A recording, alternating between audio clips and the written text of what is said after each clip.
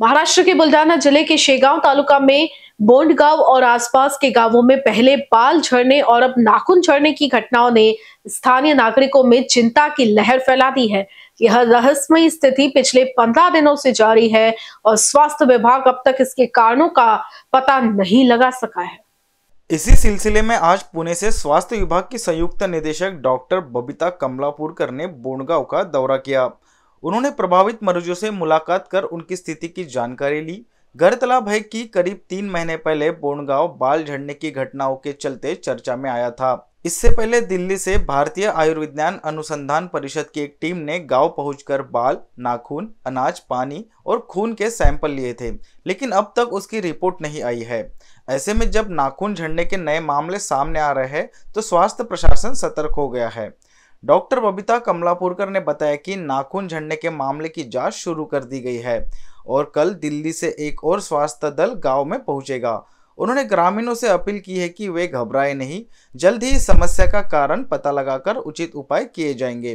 Department आहे, समजा education department, WC department, या सर्वांनी एकत्र येऊन प्रत्येकाने आपल्या आपल्या रोल्सनुसार या ठिकाणी काम करायचं आहे आणि त्यानुसार आपण नक्कीच कारण काय आहे ते शोधून काढू। जसं पाणी आहे, माती आहे किंवा अन्न आहे, याच्यामधून आहे किंवा अजून कुठले कारण आहेत, हे सगळे आपण शोधून काढणार आहे। त्याच्यासाठी सेंट्रल याच्यावरून केंद्राची पण एक टीम उद्या येईल। आज काही जण त्यांच्यातले येणार आहेत आणि नक्कीच याच्यावर विलाज आहे आणि आपण करणार तो। करण्यांनी घाबरून जाऊ नये आणि जे काही आहे टीमला पण सहकार्य करावे आणि याच्यातून जेव्हा कारण येईल काही तर आपण नक्की त्याच्यावर प्रतिबंधात्मक उपाययोजना करणार। नाही, पूर्वी जो आहे आम्हाला एम्सचा रिपोर्ट आलेला आहे, त्याच्यावर चालूच आहे। दॅट्स वाय त्याच्यामुळे अजून आपण इतर विभागाच्या सहभागासाठी दुसऱ्या टीम्स पण बोलवलेली आहे। आपण कारण आता तुम्हाला परत ही टीम जेव्हा येईल त्यावेळेस आपण दररोज त्यांच्यासोबत आम्ही सुद्धा बोलत राहू।